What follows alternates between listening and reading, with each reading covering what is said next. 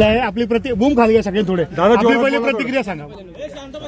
खरं तर धनशक्ती विरुद्ध जनशक्तीमध्ये जनशक्तीचा आज विजय झाला आहे आणि निश्चितपणे मलाही वाटतं की हेच पॅटर्न पूर्ण देशमध्ये चालणार आणि इंडिया अलायन्स सरकार आहे ना असं मला भरपूरची चुरस निर्माण झाली होती। कमी जास्त फरकाचं म्हणणार होतं, पण जो लीड बघितला तो लीडचा मार्जिन बघितल्यानंतर तुम्ही सर्वच तालुक्यात आघाडी घेतलेली आहे। जनतेने स्वतःच्या हातात निवडणूक घेतल्याचं बोललं जात होतं, काय सांगाल? सगळ्या जनतेचे काय आभार मानाल?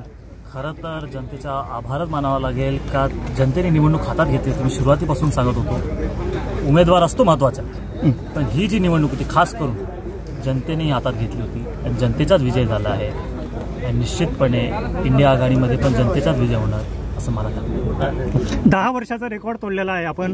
पुन्हा काँग्रेस पक्षाचे विस्मृत झाले होते ते जागरण झालेले आहे, काय सांगाल तुम्ही याच्याबद्दल? नंदुरबार लोकसभा मतदारसंघ काँग्रेसचा बालेकिल्ला राहिला होता।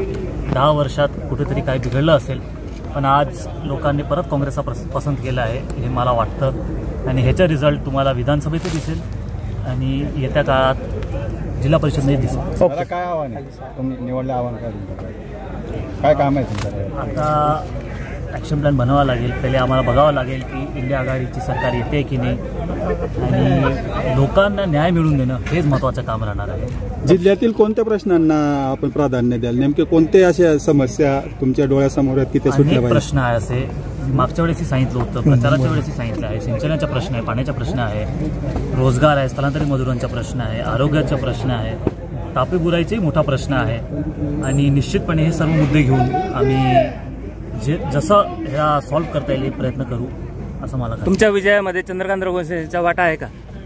मी दुसऱ्या पक्षाचं काय बोलू शकत नाही, पण निश्चितपणे जेव्हा प्रचार करत होतो लोकांनी जो सहभाग दिला म्हणजे जे जुळत गेले निश्चितपणे त्या सर्वांची मदत झाली आहे, आशीर्वादही भेटला आहे। कोणत्या मित्रपक्षांचा? महाविकास आघाडीचेही होतं, संघटनाचेही होते आणि निश्चितपणे जे लोक जुळत गेले त्यांचाही फायदा झाला। ओके, महाविकास आघाडीच्या काही नेत्यांनी आपल्याला पाठिंबा दिला होता, त्यातले काही आपल्यासोबत होते आणि काही विखुरलेले होते, तर या सगळ्या विजयाबद्दल काय सांगाल तुम्ही?